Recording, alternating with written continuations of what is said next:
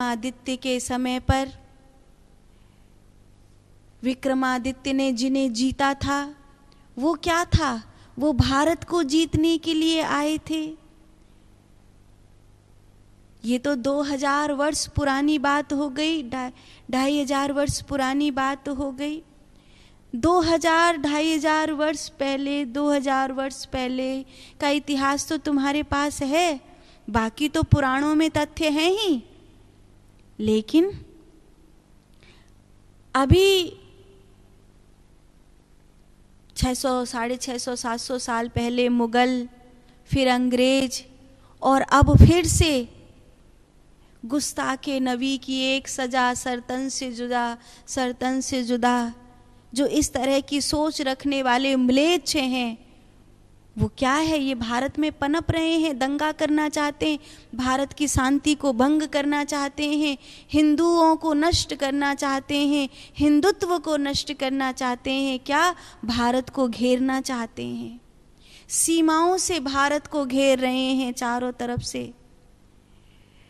नेपाल में कितना बड़ा आतंक हुआ देखा आपने, बांग्लादेश में कितना बड़ा आतंक हुआ देखा आपने, पाकिस्तान में कितना बड़ा नरसंहार हुआ हिंदुओं का देखा आपने, कश्मीर में कितना बड़ा नरसंहार हुआ, कितनी स्त्रियों पर अत्याचार हुआ देखा आपने। ये चारों तरफ से जो घेरने की जो ये पहले से चला आ रहा है, लेकिन जब हिंदू जागेगा तभी इस अत्याचार को एक बार में सफाया कर देगा। यहाँ कभी कोई पापी टिका नहीं, ना तो राम के ज़माने में टिका, ना कृष्ण के ज़माने में टिका, ना विक्रमादित्य के ज़माने में टिका, ना शंकराचार्य भगवान के ज़माने में टिका, न मुगलों के ज़माने में मुगलों का राज्य हमेशा रहा, न अंग्रेज़ों का राज्य हमेशा रहा। और अभी भी भरोसा रखिए, हिंदू अगर जाग गया ना तो सत्य कहती हूँ, भारत गजवाए हिंद नहीं होगा, भारत भगवाए हिंद होगा। कभी नहीं हिंदुत्व को भारत में कोई नष्ट कर पाया और न कभी कोई नष्ट कर पाएगा। भारत वो है जहाँ भगवान का नाम, इसलिए तो 24 बार भगवान यहाँ अवतार लेकर के आते हैं। बार अगर मैं मधुकैटभ की कथा को आज के समय से जोड़ करके देखूं तो आज के परिप्रेक्ष्य में ये कथा कैसी होगी?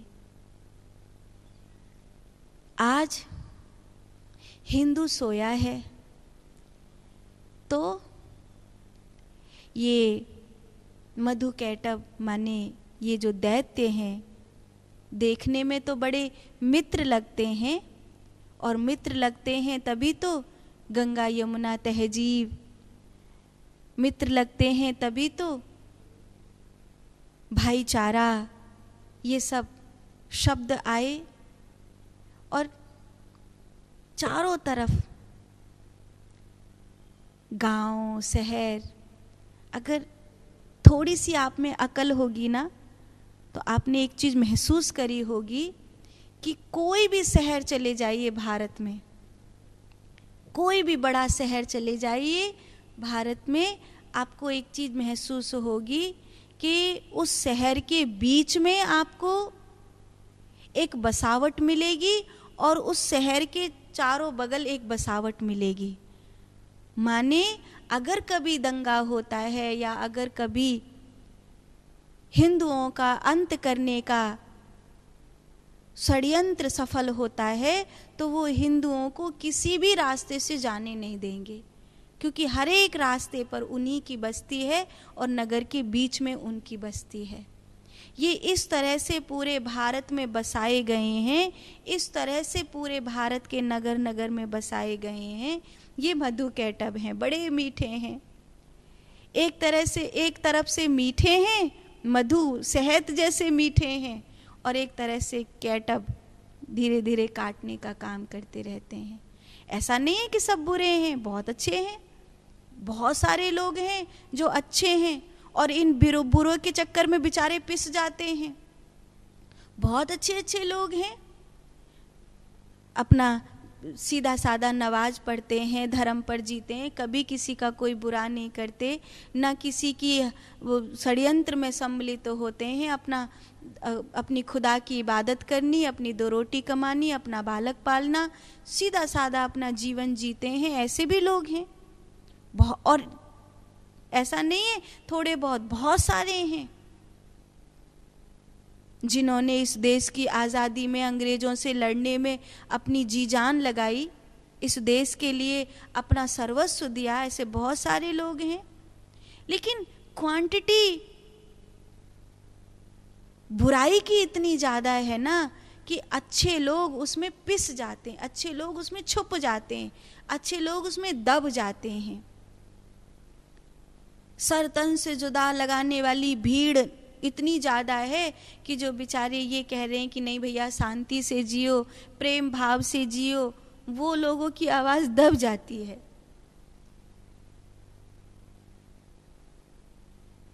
और उनकी आवाज़ दबने के कारण एक समूह जो केवल आतंकवाद के नाम से घोषित हो जाता है, पाप के नाम से घोषित हो जाता है, ये मधु कैटभ है। अगर आज का मधु कैटभ देखना है तो यही है।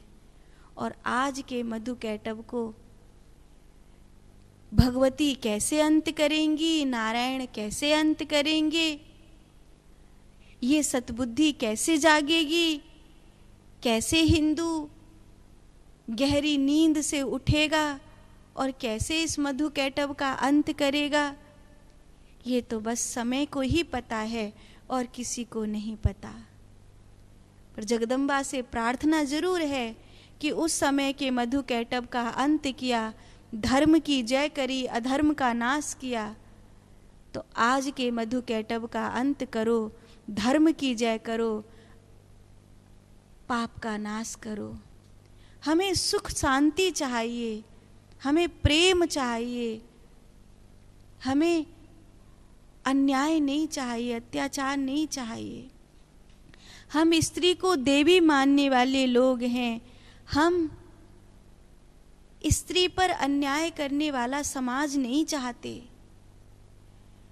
हम एक कन्या को पूजने वाले लोग हैं, हम कन्या को बेच देने वाले समाज को स्वीकार नहीं करते।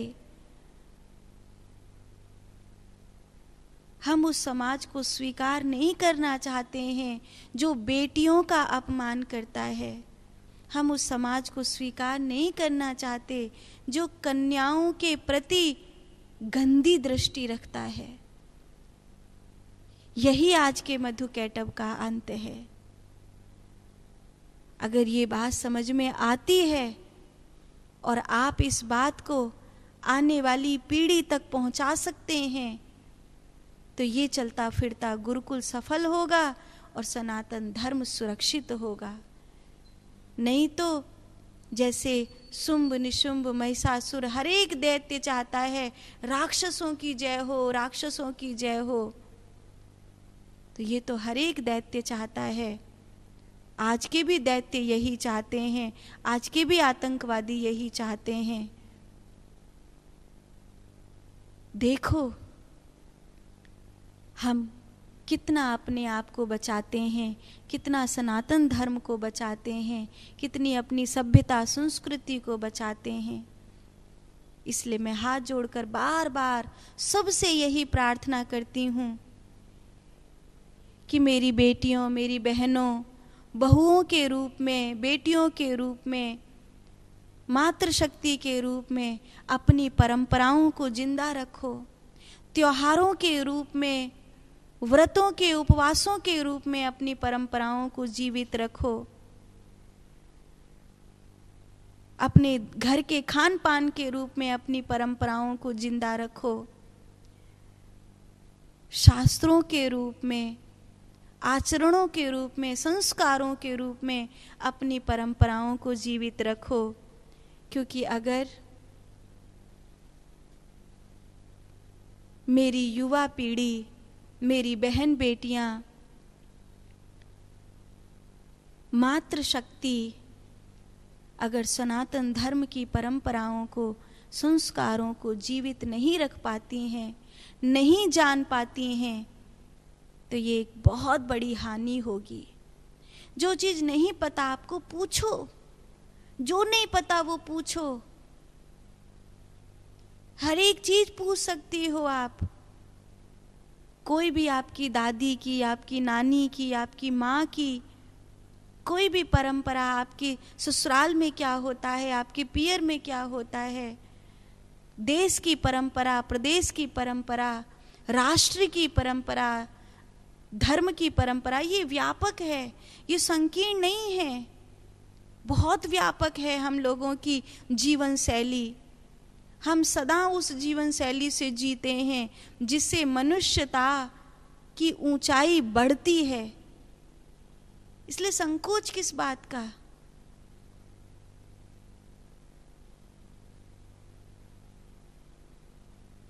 अब समय नहीं है सोने का,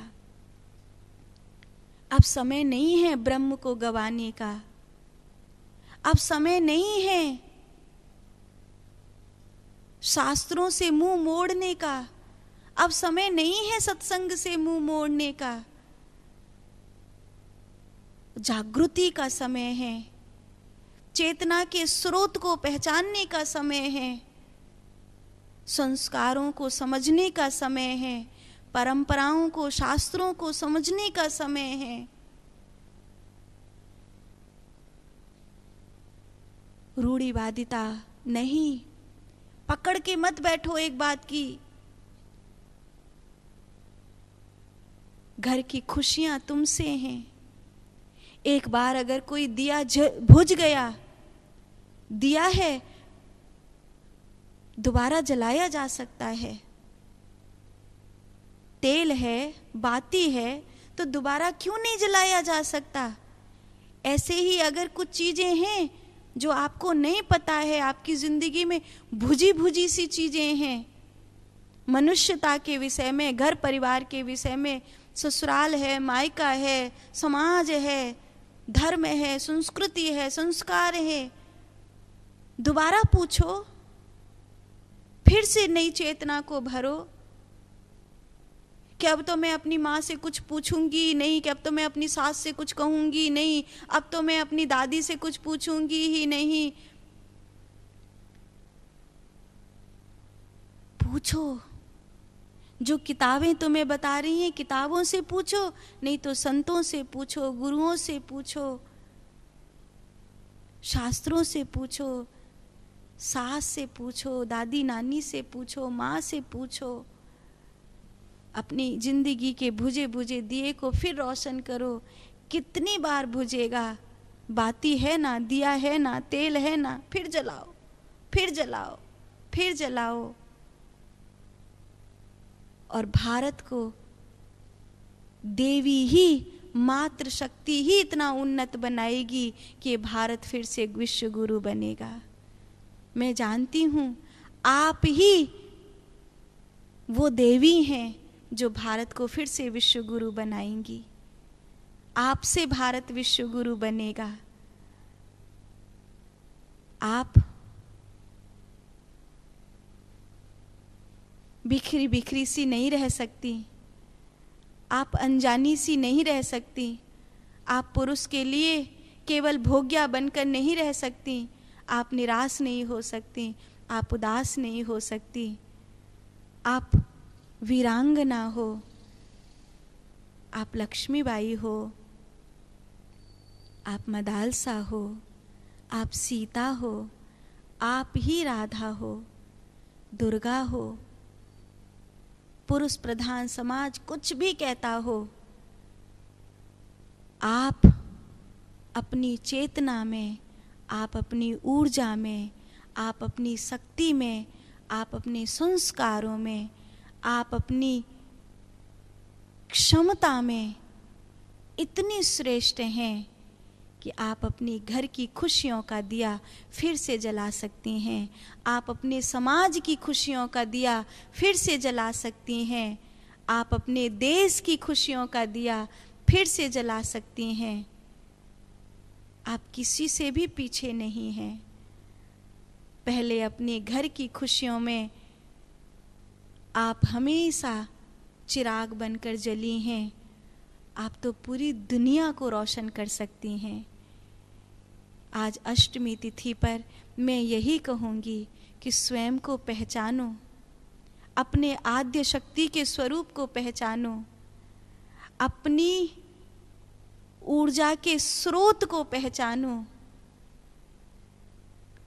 आप अपने घर की खुशियाँ हो, आप ही लक्ष्मी हो, अपने घर की लक्ष्मी आप हो, अपने घर को संपन्न बनाने वाली आप हो, आप देवी हो।